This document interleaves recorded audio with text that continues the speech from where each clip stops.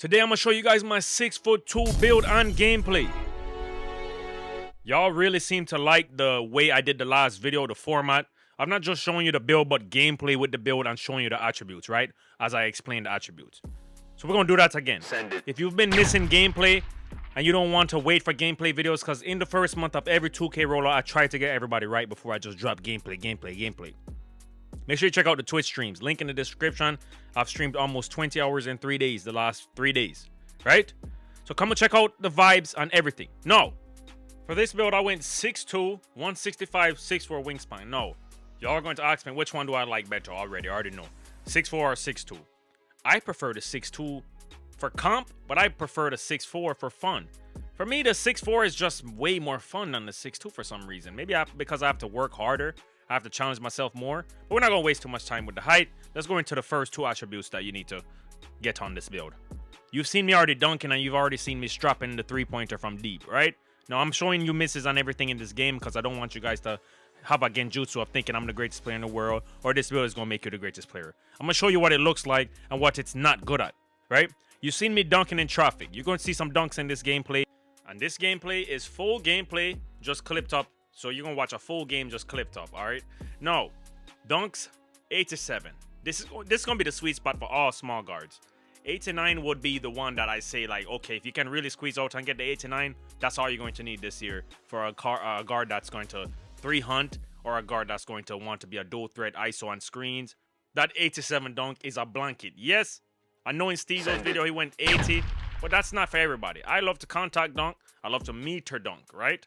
So my bailout, when the 3 is not there, which I love to 3-hunt, even though Mike Wang said don't do it this year, I like to get that 3 up.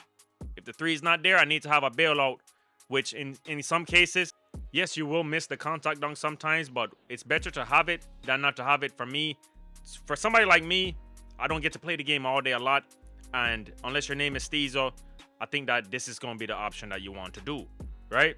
Which is get that contact dunk. It's going to be a good bailout, and the 6'2s get so much attributes, to why not? This build is going to have defense. I've had games that I've had 4 to 6 steals. Literally. Come check out the streams, and I'll show you even steals in this gameplay as well. We will get to the steals soon. But yeah, I went with that high dunk of 87 instead of 80. 89 will be the sweet spot, but I'd rather have some defense now rather than, just put on my dunk and not have defense, because I do get steals on my 6'4", but if my 6'4" had the steals that this build gets, it would be freaking a nightmare for people, my 6'4", because I get blitz steals. And I get lane steals on the 6'4", but I just have to not press square. I just run and hit it with my big old dot to hit, right?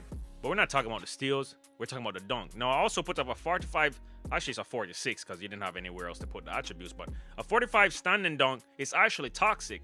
You will get the standing dunks with this build. You will get the standing dunks for the back doors. I'm telling you. Drop the pride, guys, this year. I'm always like, no backdoor cuts. All that stuff is lame. But I'm tired of people doing it, so I'm doing it too. Join them. Join them. All right? No. Three-pointer. I went with a 93. Now, I know you guys are going to want to know my opinion on the RNG things and the green window and all that stuff. I'll give you guys my opinion on that. All right? I'll make a video on it. But right now, I made this build before finding all that stuff out. So I went with a 93 3-ball, which to me, if you're a 3-hunt guard, this is the highest you need to go this year. Anything above this is just overkill. You know why? Because you can't make every 3 every game anyways. Even if you have a 99 with legend badges, all your cap breakers is not going to happen. So why waste your attributes unless a patch drops or something? Why waste your attribute? And guess what? My cap breaker, I can end up getting a 97 3-pointer. So if I do want to go high 3-pointer, have the ability to do that. So my safety net was 93 again, since it worked for my 6'4". Might as well use it on the 6'2". Now, playmaking and defense is the biggest difference from my 6'4". Immediately you see my pass is 3 attributes higher than my 6'4". That 82 pass gives me gold dimer, and it's a sweet spot. I have Hall of Fame dimer on this build because I use my max +1, the first one, to get that Hall of Fame dimer. All right? Hall of Fame dimer is toxic. It is going to help your teammates green more than gold and silver. And in this game, you need that, especially on ISO. Because this game, your corners are going to be fighting Mike Wang every freaking game. Right? Because Mike Wang might say you might miss 1 shot, and you might make 4 shots in a row. Right? The shooting this year is challenging. Now, I am somebody that last night on stream for almost 20 games, I was strapping as if I was playing the old 2Ks. And then all of a sudden, 3 games in a row, I couldn't hit one shot. I had to change my jump shots, blending and timing to be able to green again consistently. So while we try to figure out this game, just bear with us and understand that that's just how 2K is. No, 94 is ball handle. I'll just keep it like that. Cap breakers if you want to get the Hall of Fame unpluckable. Nothing else is needed. You're going to get ripped. Even with Legend unpluckable. Don't believe me, test out in my league. Right? No, speed of ball, I went 94. That's the biggest difference than my 6'4". Biggest difference other than defense, right?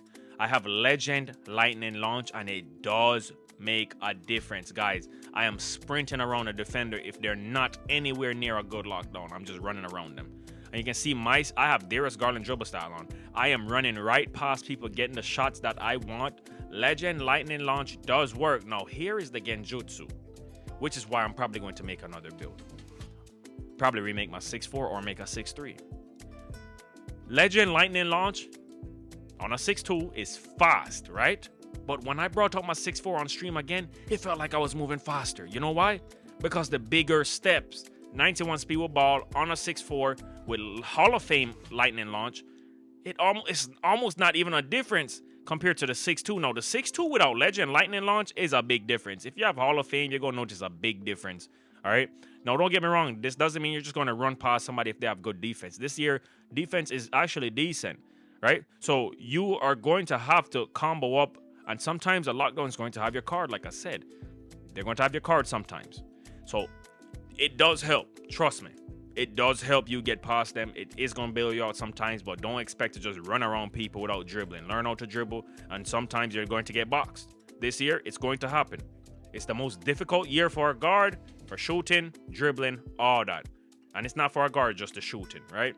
But I like the challenge, bro. I'm still doing my thing out here just like usual, all right?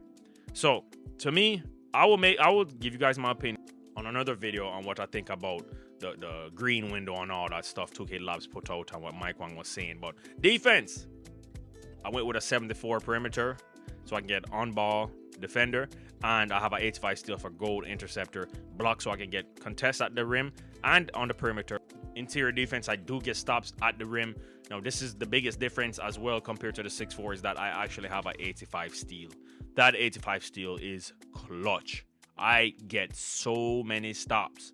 Like, I will sometimes the back door, if they have a decent pass, I cannot lane it because the build is small. So that's why I'm thinking about remaking it, because some of these lanes are right there for the taking and it just rolls right past your head, gives you a T-Rex arm reach, and you really can't do anything about that. But you know what? To have that steal is clutch. So I recommend putting that steal up this year. Rebound, we're going to keep it at 40, all right? No, this is where it gets interesting as well. I actually went with a lower agility because it doesn't really matter once you go to 80. You know, I should have dropped it probably a little bit more. If you want to drop a little bit more, you're probably not going to get much more attributes. So I just kept it the way it is. Definitely, you want to put that speed at 89. Keep the speed at 89 because if you drop that, the speed ball will drop. All right. 75 vertical. Now, I did want to squeeze out that 89 dunk and get the 78 vert for the contacts off one. But unfortunately, I'm going to probably have to use a cap breaker to do that, which is why you see the strength is a 38 instead of a 37, because that's one less thing I have to put up if I get 2 cap breakers on this build. But honestly, you don't need the 89 dunk. I probably wouldn't even use it on that. I'll probably use my cap breakers on maybe speed with ball, maybe ball handle, maybe. All right? It's just this game is so crazy. I wouldn't even know what to, maybe even pass and get that bailout badge, right? Who knows? But I've been showing you guys gameplay. I have a lot more videos with this build alone. I have a lot of videos with this build, actually. Some good comp games. Some good sweaty ranked games. This build got this team to a platinum in literally one day, right?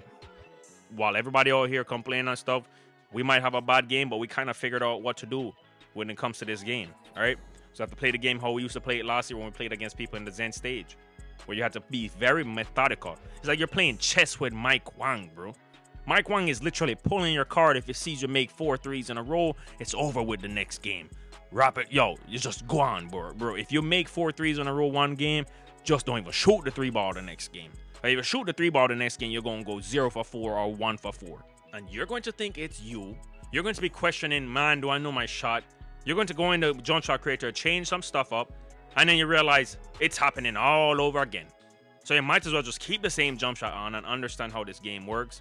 Mike Wang already said he does not want us to be shooting no 70, 80% from three, no 60%. Everybody's shooting 60% because it's not realistic. And guess what? Everybody said they want realism. Not everybody. Community and dribblers don't talk about no realism.